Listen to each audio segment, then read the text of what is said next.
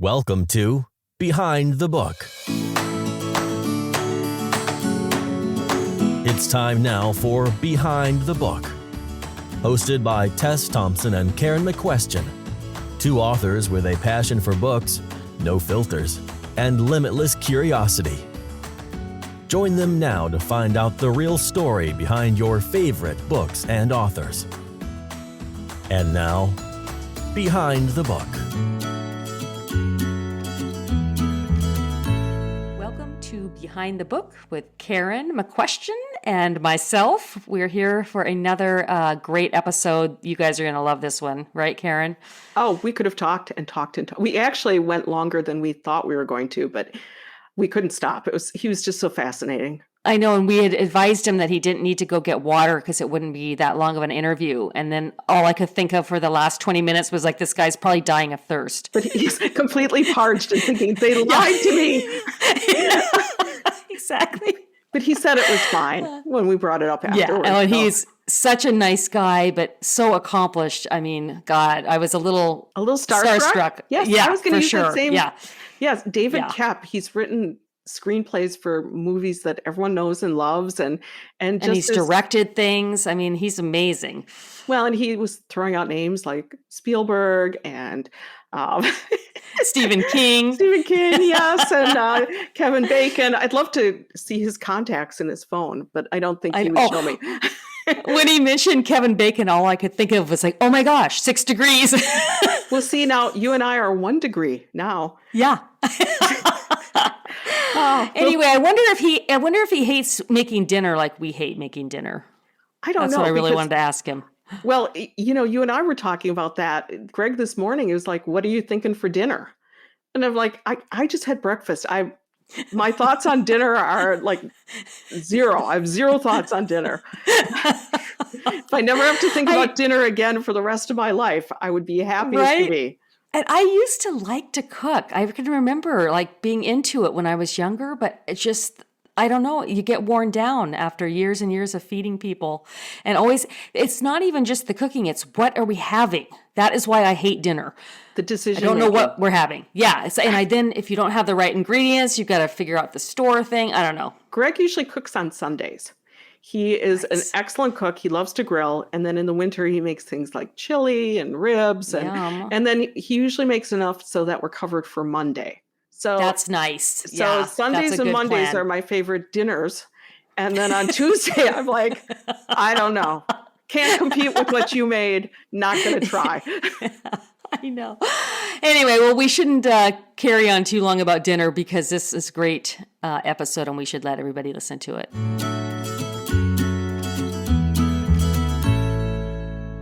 Today, we are thrilled to have David Koepp with us. He's written more than 24 feature films in a wide variety of genres, including the first 2 Jurassic Park films, oh my gosh, Death Becomes Her, Carlito's Way, The Paper Mission Impossible, Spider-Man, Panic Room, War of the Worlds, Angels and Demons, and Inferno. Some of the films he's both written and directed are Stir of Echoes, Secret Window, Ghost Town, and Premium Rush, the latter 2 co-written with John Kamps. He is the author of Aurora and the debut novel Cold Storage, currently in production with Studio Canal Films, and the Audible Originals #1 best-selling story Yardwork. He resides in New York. Welcome. Thank you. I get tired listening to that list. A lot of typing involved. I know. Well, yeah, that is an impressive resume. I mean, we've had some heavy hitters on here, but that might be the most impressive of all. So we're really thrilled to have you here. So what age did you realize you were a storyteller at heart? I'm the youngest of 4, and I feel like I could sort of stop right there and people would understand why I do what I do for a living. So, we're always looking for attention. And when I was little, I was young, like 10 or 11. The sisters at St. Anthony's told me that no one would ever be able to read my handwriting, which wasn't very encouraging. So my dad brought a typewriter home from work. And I started typing, and since I was typing in my room, I thought I might as well type something that made sense. So I started making up stories. And through high school, I just enjoyed middle and high school. I enjoyed writing story. And I got into theater. At that point, I was in plays in high school, and I went to college. I wanted to be an actor. But I quickly learned that an actor has to wait to be given a part, but a writer can just go home and start a new story.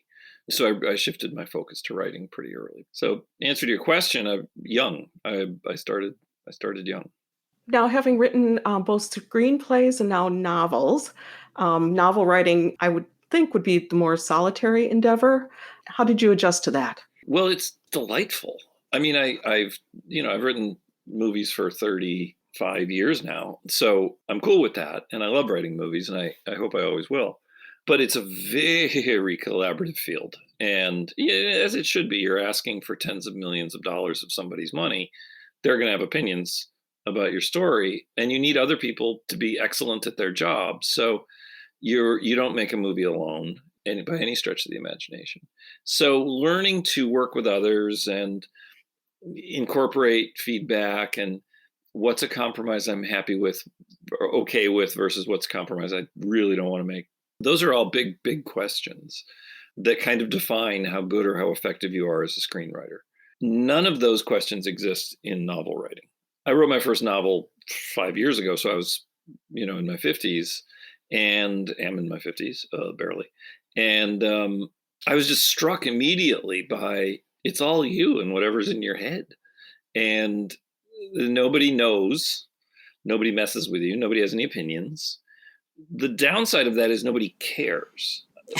So in movies, you are part of a team, and the other teammates would like you to do your job well. And if all's going well, they will support and encourage you and get you to do your job well. And when you see a movie come out that's some kind of masterpiece, and I'm just picking E.T. because it pops to mind, a movie that's magic, where everything works, that's not just because Spielberg was at the peak of his craft, which he was, but so was Melissa Matheson, who wrote the script, and John Williams, who wrote the music, and this emergent genius kid talent, Drew Barrymore, and the people who did the effects, and the way it was lit, and all that stuff. Is you need 7 or 8 people to do their very best to make a good movie.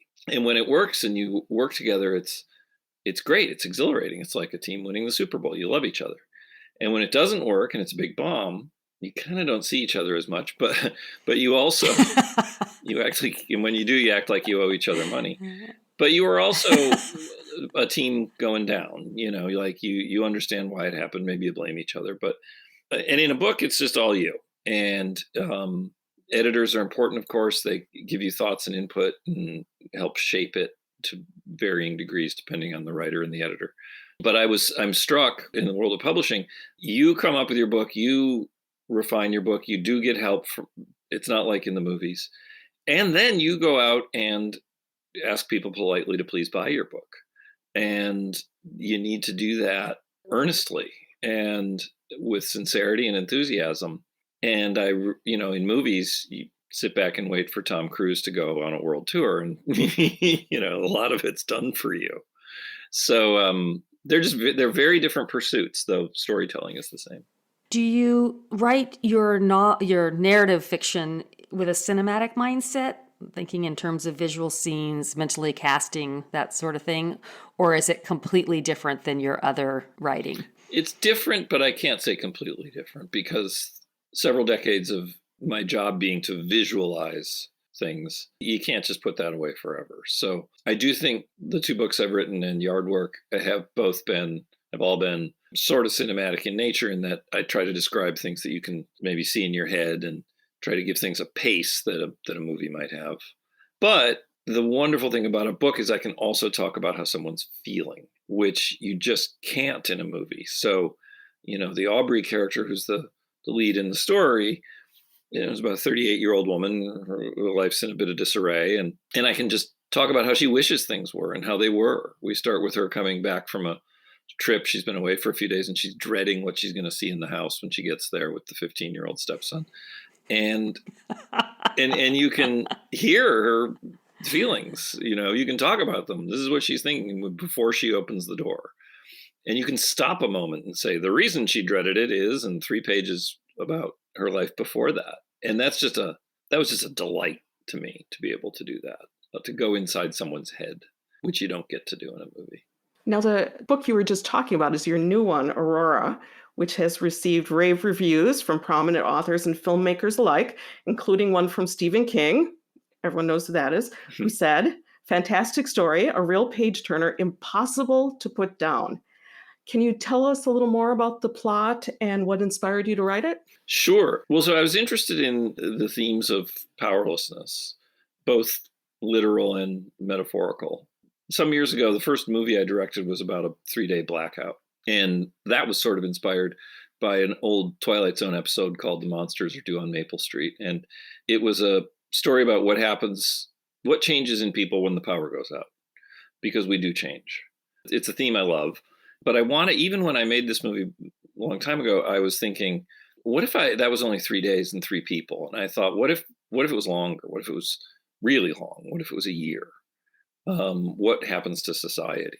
So I started researching it, and I wanted a plausible way in which the power could go out for a year, which is way more likely than I wish it was.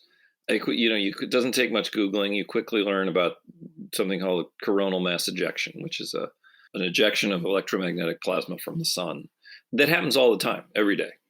High solar activity, 3 or 4 of them a day. And that's just this massive cloud of electromagnetic plasma that shoots off the sun and into space and drifts away harmlessly 99% of the time. More than that, more often than that.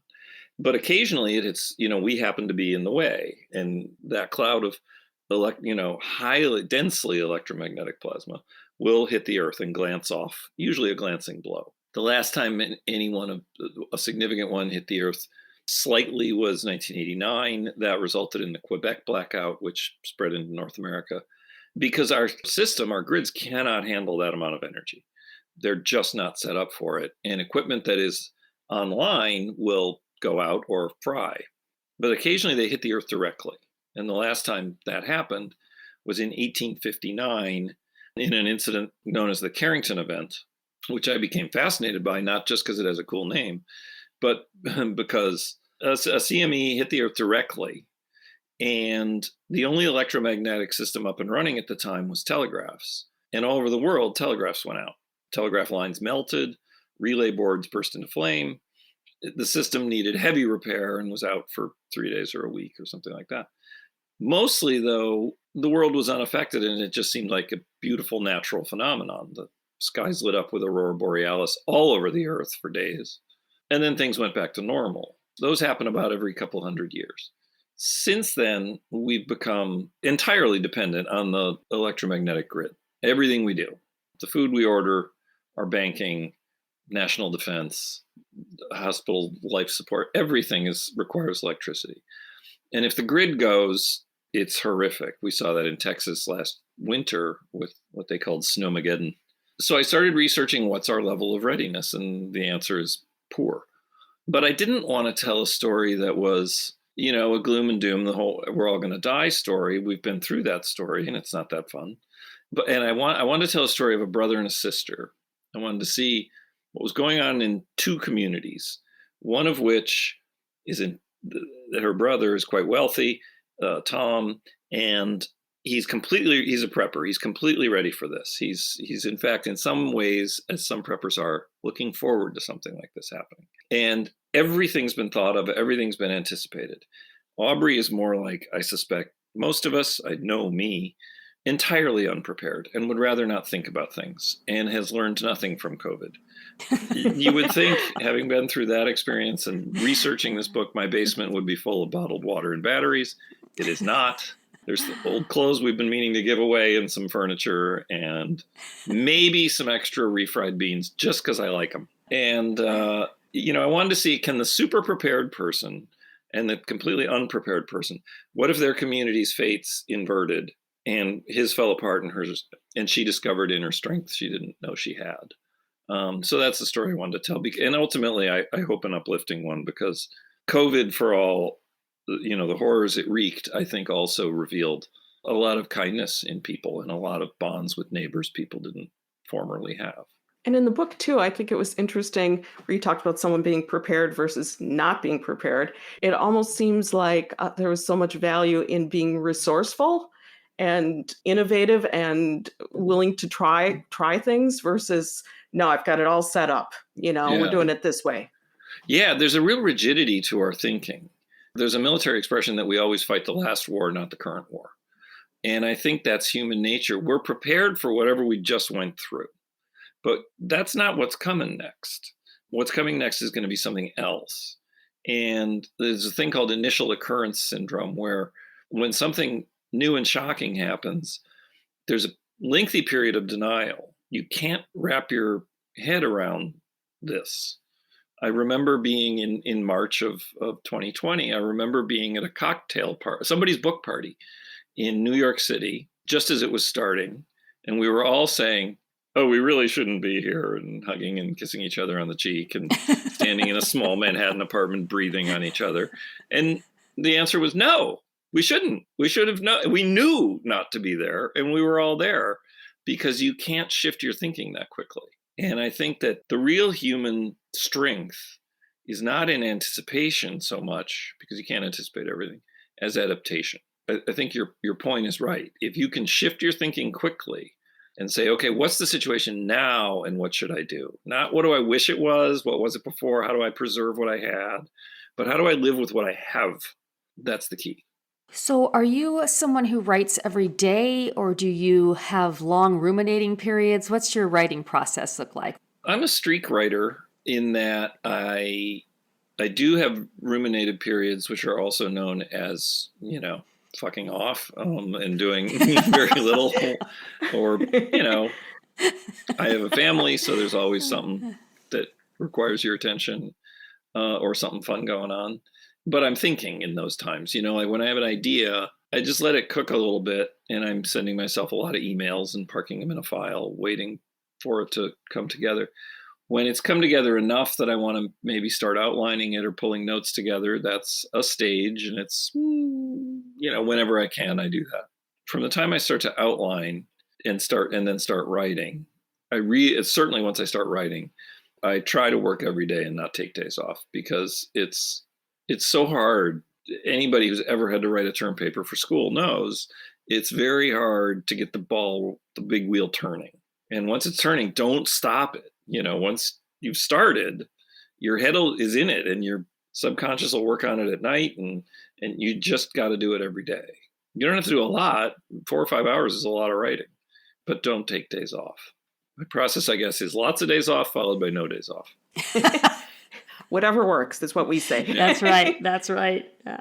So has the writing process changed for you? This is your second novel. I always tend to think that every novel is its own thing. Well, only having 2 to go on, I can say that's true for me. I found this one much harder than the first novel. And that was in part by design. I thought, I'm going to try something harder. Great. That's the last time I do that. Challenge. Yeah.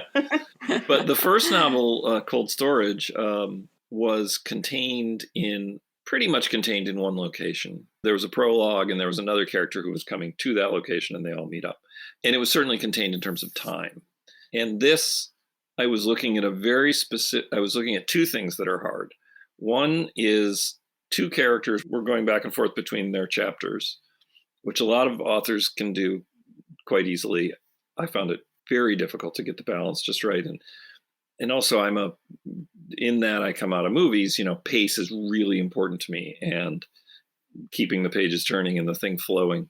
So that structurally was hard, but I also wanted it to be 3 sections. One the day of this event, another one 4 to 6 days into the event, and another one 4 months into the event.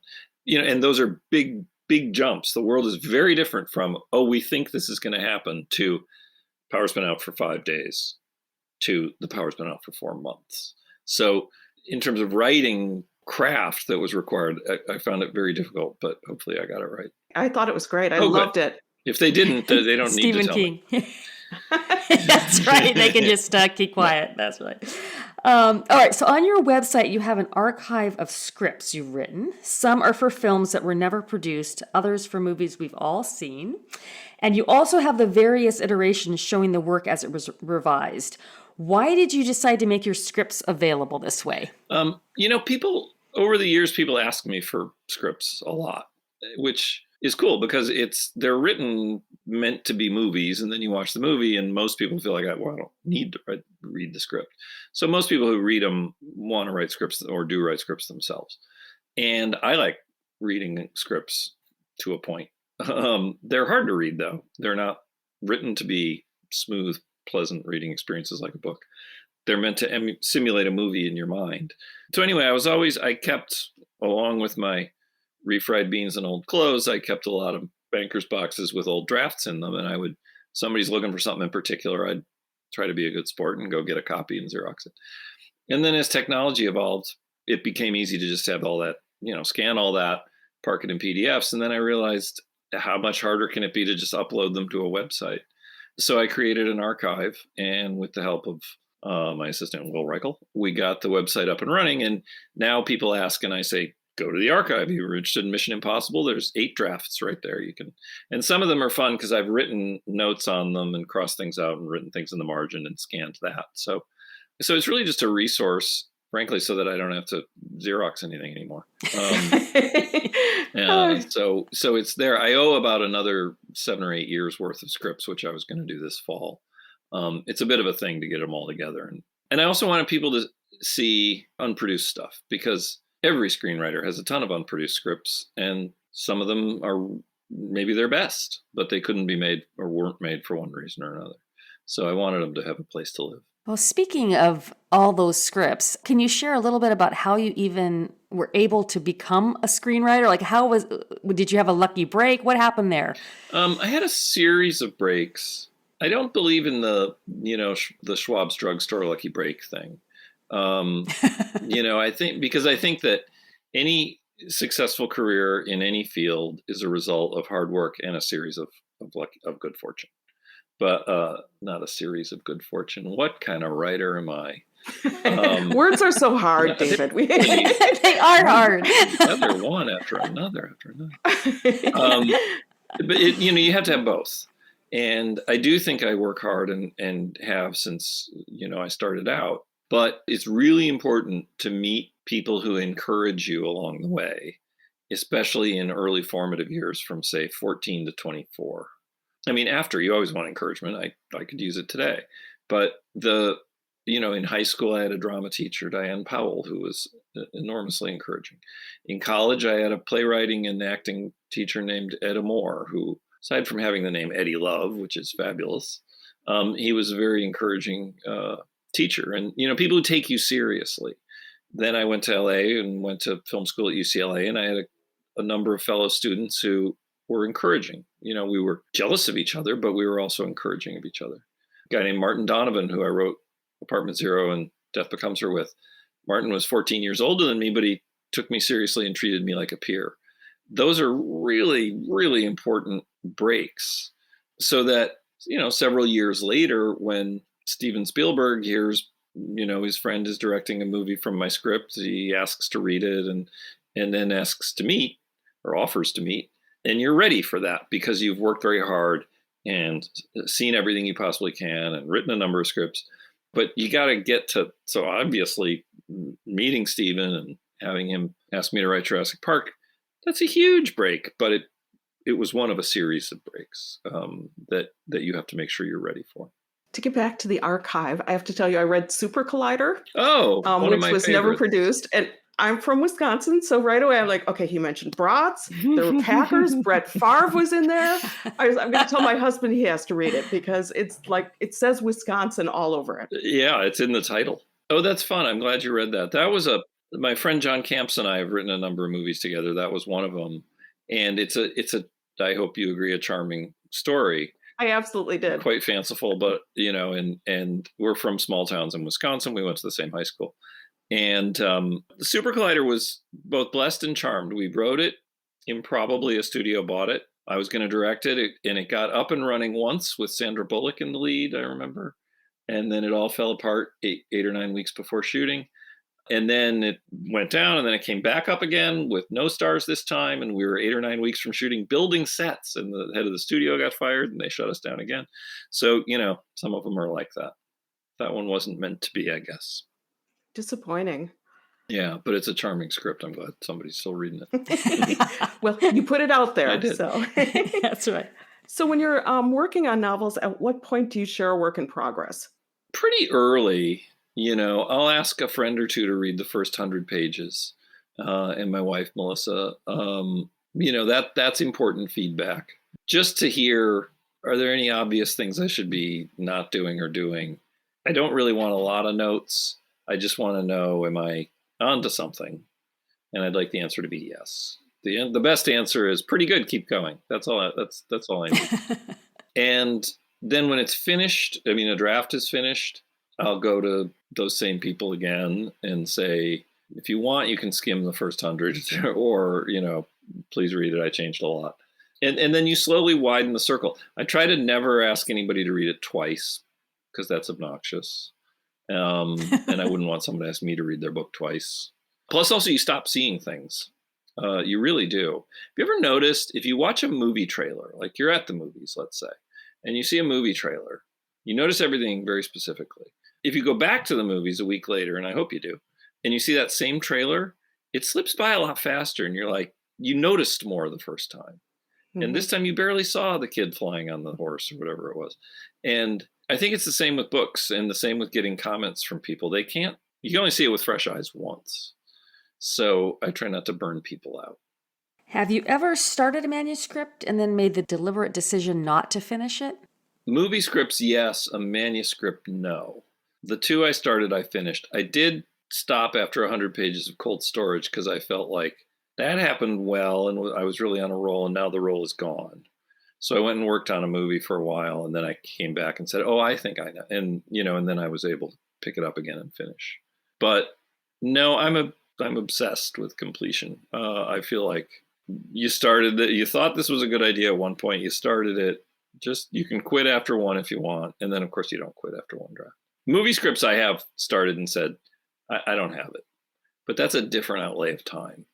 I want to get back to something that was in your bio, that you wrote a story, Yard Work, which is now an Audible original. So it's only available as an audiobook. Am I right? Yes. So how did that come about? That was really fun. That was also during lockdown. I'd had this real wrestling match with these vines that live in the trees near our house. They're this invasive species. They eventually will tear down trees. And a tree fell in the woods next to our house one night because the vines killed it. And I decided I was mad as hell and not going to take it anymore. So I, bought some yard tools and I started at them. And it took me like 6 weeks, but I tore all the vines out of the trees. And there was just the greatest feeling in the world when these vines, they blew up to the East Coast on Hurricane Sandy. So they're invasive. They're not local. They'll kill your trees. I understood this. I got kind of obsessed with it. And obsessive characters are great fun to write. And I thought, it's hard enough for me, a middle-aged guy, because it's hot and the vines are tough and they fight back. They got a lot of thorns. And I thought, what if I was like 88? So I wrote a story. So I started writing a story about this 88-year-old guy who declares a similar war on nature. And you're not bound to win a war on nature, by the way. But the story reached its natural point at about 50, 60 pages.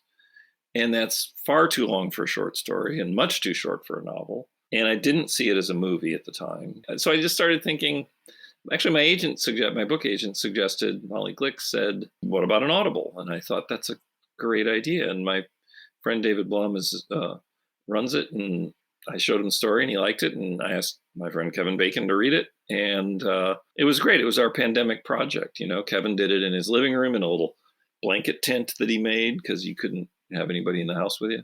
And I think it's a lovely story. He read it beautifully. It's about 2 hours long, and that's its natural length. That's what it wants to be. I think it's great, as media emerge and change, and they're just different ways to tell our stories. And Audible's not really a different way. It's radio. That was around in the 30s, and that was a really effective way to tell stories. I was just so happy it could find a home. And I like that you said that was its natural length. Because now with ebooks and audiobooks, you don't have to stick to the parameters that they used to kind of inflict on novels. Right. if you don't reach 80,000 words, you're not going to, this is not really and it just didn't want to be. I thought for a while, how do I expand this and but then it's an applique and it'll show. So I got to keep it sort of true to what it wanted to be or what it could support as an idea. I'm curious about what role your writer friends play in your life. Did you ever see Midnight in Paris, the Woody Allen movie, where he goes and meets Hemingway? Owen Wilson, yeah. Owen Wilson meets Hemingway and he says, will you read my thing? And he says, no. Well, why not? And he says, I don't need to. Because if it's bad, I'll hate it because I hate all bad writing. And if it's good, I'll be jealous and hate it all the more. And I think that's kind of how we feel about each other. I love my writer friends. Nobody understands our sorrow like our writer friends. And I try very hard to be happy for them when they succeed. And sometimes I don't even have to try. And I try, and nobody wants to root for anybody to fail, but it always requires our better natures to coexist. But I love my writer friends. The only time it ever got tough was my friend Scott Frank wrote and directed Queen's Gambit. And I think after about 6 months of the entire world talking about fucking Queen's Gambit, I called him up and said, you've got to stop this somehow. I'm trying to be big of spirit, but it's absurd. Well, yeah, I can relate because my podcast partner, Karen McQuestion, had one of the top 3 Amazon best-selling books last year. Oh, congratulations. And it was just up there in number 1, number 2, number 3, over and over again. Sorry, Tess, but not really sorry. Karen, what was the name of it? There's no reason this book should not. It's called The Moonlight Child. Oh, that was you. Congratulations. Yeah. Oh, thank you. I did not read it, but heard good things. That's wonderful. It has legs, apparently. Great. I had a good feeling about it because the first readers were enthusiastic, but you know how it is. You never know until you put something out in the world. How they're going to take it. It's true. Mm-hmm. And the nice thing about books is it sounds like yours didn't have a winding path. It had a disgusting straight path to the top. They can follow a winding path. It's not, like a movie in theaters anyway. It comes out, it better do well right away or nobody's ever going to see it. But a book can sort of meander and find its path and find its time. So do you keep a list of story ideas as they come to mind? I do. It's in an email file called Story Ideas. Pretty inventive. That's clever. Very clever. And I think it's important that writers do that. I used to have notebooks. I have a lot of notebooks. But as email became easier and our phones ended up in our pockets all the time, sending myself an email is the way to go. And, any thought, any story idea, an article I read, something comes up, I just send myself an email, park it in Story Ideas. If I start to have several on that same subject and it gets big enough, I'll bust it out into a separate file and call it whatever working title and let the emails kind of grow from there. But I think our ideas are our currency and you try to hold on to your currency. Don't let that stuff slip away. So when you find a story idea that's sufficiently intriguing and the story takes hold and you want to write it, for you, how does that work? You decide if it's a novel or a screenplay first, I would guess. And then do you pitch it to someone, your agent or? No, I try not to talk about it much because you know how it is. The more you talk about it, the less you feel the need to write it. Absolutely. Melissa has to hear a fair amount because especially if there's a problem, like, if we're walking the dog, I say, can I talk about this one scene and then, or chapter or whatever it is. And normally in having to tell it to her, I'm solving whatever problem there is because, you're saying it, you're forced to say it out loud. So it better sound good. Other than that, I really try to keep my ideas to myself and get them as far along as I can and then just show it to someone. I also don't tell things all that great. I just do better when it's written. So with a screenplay, I might bring it up, or I might not. Normally, I like to just write it and then show it and say, what do you think of this?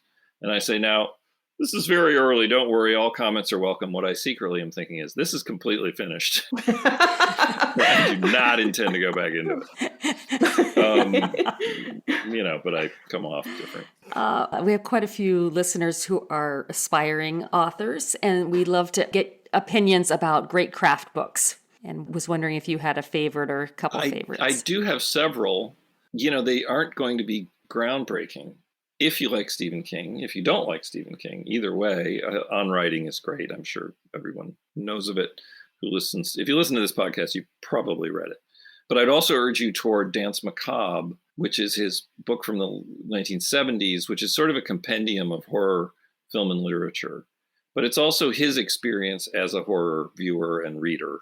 And more so, it presages on writing in a discussion of how he came to be a writer and what his process is.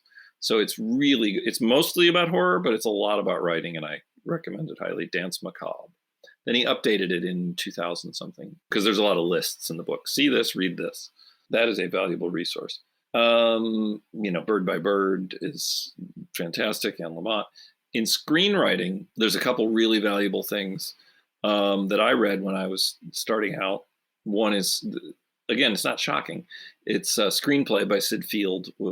I read that in the mid 80s, it would have been. And it was written late 70s, maybe. But it's a very didactic exploration of 3-act structure. And it's quite ludicrously rigid, that this must happen on page 17. This must happen on page 60, stuff like that. And what was valuable for me was it was the first time I'd thought of stories in terms of parts. And that was just going back to Aristotle, is that things tend to have a beginning, middle, and end. So Screenplay is great for story structure. And then I also loved William Goldman's Adventures in the Screen Trade, which talks some about writing and is just a lot of smart-ass, snarky stuff about Hollywood. And, who doesn't like that? All those, I'd say, are terrific. Along with the craft books, do you have any marketing ideas for writers of novels? I think, besides going on podcasts?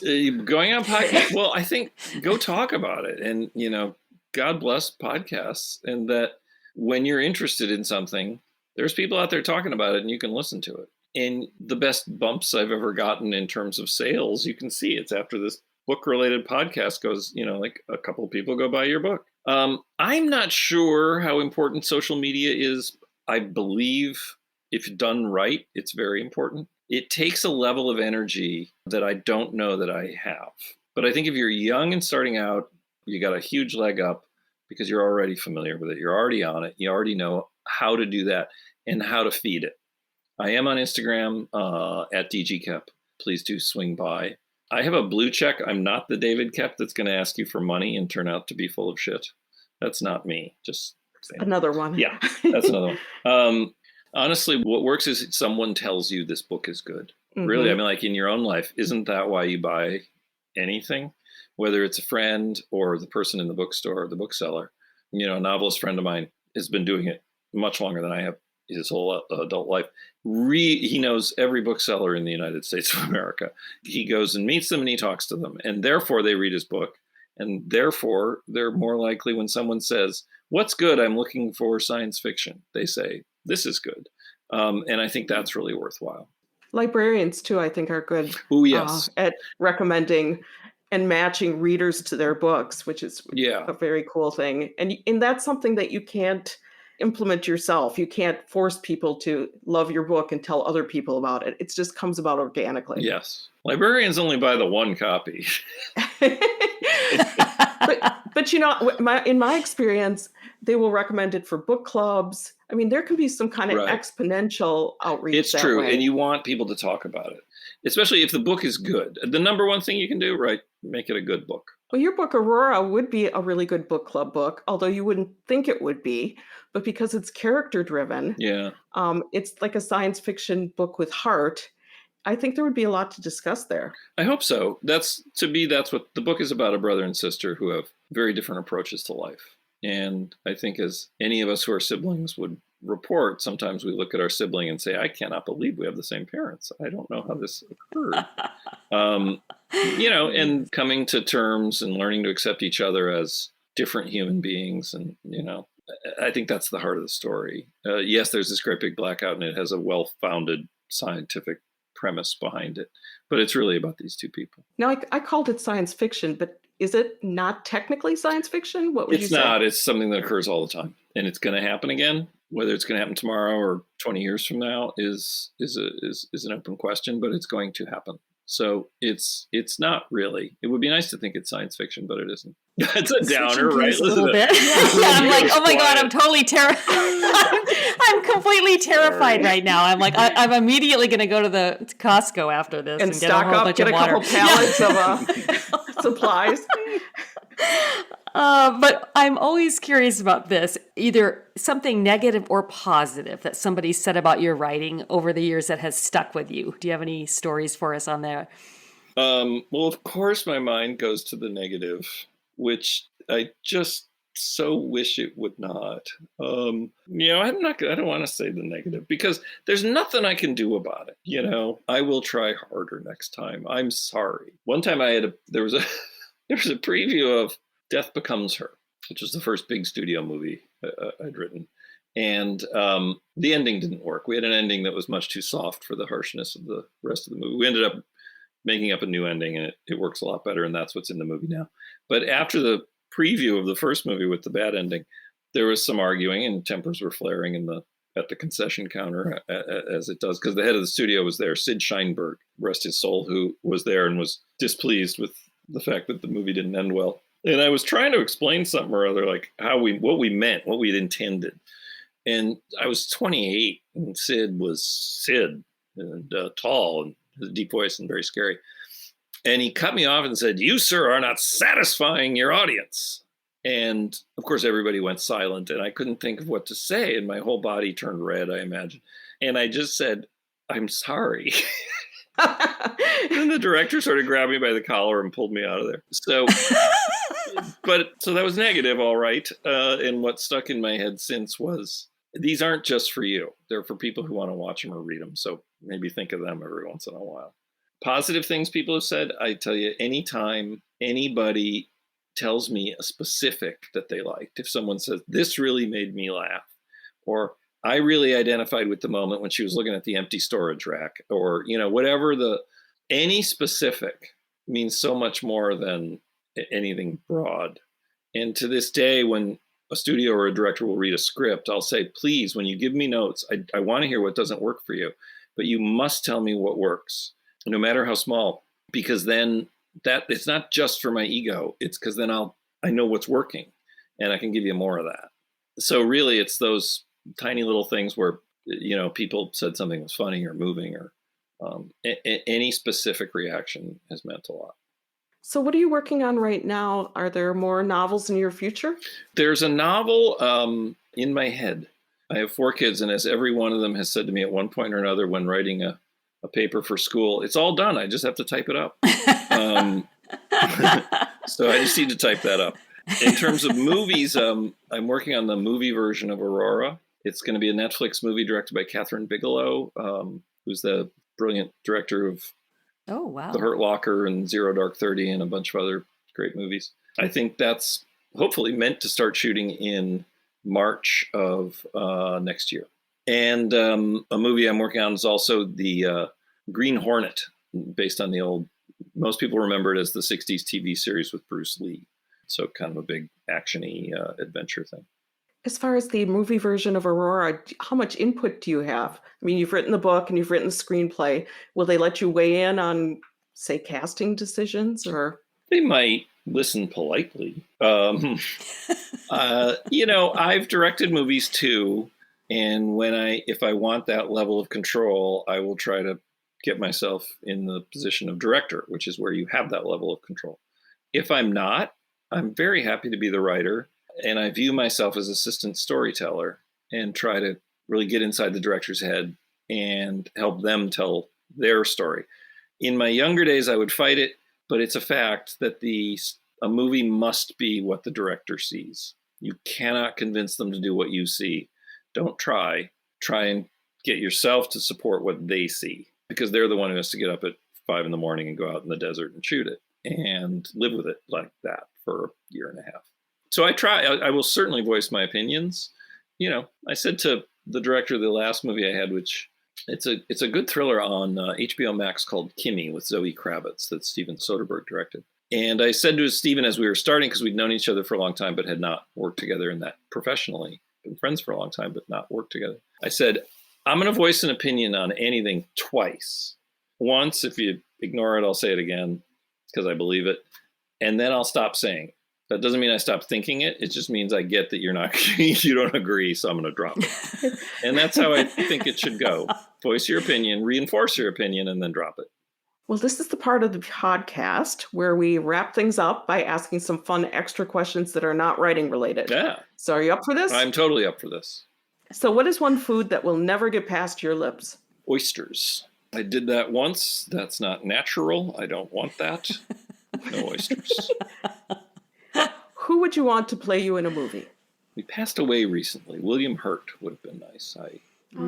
He would be a great casting for Thank you. you. Yes. He's got everything. He's smart, kind of neurotic, better looking, just right. Great actor. What superpower would you pick given the opportunity? This comes up a lot with my kids. I'm going to go with flying. I figure if it's something we have fantasy dreams about, it's probably pretty cool. What's your biggest guilty pleasure? This is a tricky one. Food or viewing? I'm going to go with potato chips, which I really are just a menace. I cannot stop. Very hard to have them in the house. And any kind of slightly cheesy thriller. I am so there. I will watch those by the dozen. What is the worst job you've ever had? I'm going to leave writing out of it entirely because I have had some bad writing jobs. For 3 weeks, I ran up an enormous phone bill in college, and it was long ago that you could run up a phone bill, calling a girl in California. And I owed hundreds of dollars, and my dad said, I'm not paying that phone bill. And then my roommates were like, you get our phone cut off, we're going to kill you. So I got a job as a janitor in a bar for 3 weeks. A college bar, I'd come in at 7 a.m. on the weekends. And cleaning up a college bar at 7 a.m. on the weekends is a horrible, disgusting job. I know somebody's got to do it, but I really was happy when it no longer had to be me. 3 weeks was long enough. That was a long time. If you could instantly become an expert in something, what would it be? Human nature. Just think how much trouble it would save us with people if you just understood why they did everything they did and maybe how you could affect that. What's your favorite smell? Gosh, what is my favorite smell? It's got to be something cooking, something involving cinnamon. There's a cake Melissa makes. Yes, cooking cinnamon and whatever else goes with it. What is the most terrifying thing you've ever done? Had children. Because you meet from the moment, the moment of birth, you realize, oh my God, I have to care for this. And that if that's not an overwhelming feeling, I don't know what is. What's one thing you're really bad at? Well, I was going to go for the funny thing and immediately say having children. But that's just glib. I do okay. What am I really bad at? I can't jump rope. This came up yesterday. It's very embarrassing. I don't know why I cannot jump rope. I can't do it. I can't, not one skip, two. I can't get the rope past my feet once. And it's very embarrassing. There, now it's out. Is this a new development? No, or my whole life. I can't jump rope. I don't know why. Okay, and the last question, if you could live your life over again, would you want to? Oh, the same way? Everything's going to happen the same? Whatever you want. We're wide open. Of course I would want to, yes. Yes. Oh, yeah, that'd be fun, I assume. Or it'd be terrible. I'd make some awful choices. But sure, I'm game. I'm up for that challenge. If you could fast forward over the parts that weren't that great. Well, I'd make different choices. Ideal. I'd know they're coming, and I'd go the other way. But that might turn into something terrible. Oh, what a sliding door. Yeah, because then it could affect something else. Yeah, I know. This could be your next novel. Yeah. You're welcome. Thank you. Yeah, that one's not too hard to figure out. It's a plotting nightmare. Yeah, no kidding. Oh my gosh. Well, this has been amazing. Thank you so much for your time. We really appreciate it. My pleasure. Thank you both. That was really fun. Take good care and best of luck with your book. Thank you. See ya. Take care. Thank you for listening to Behind the Book, brought to you by authors Tess Thompson and Karen McQuestion. They hope you found it entertaining and informative. If you loved it, tell your friends. And if you have a moment, they'd love for you to post a star rating or review. This has been Behind the Book.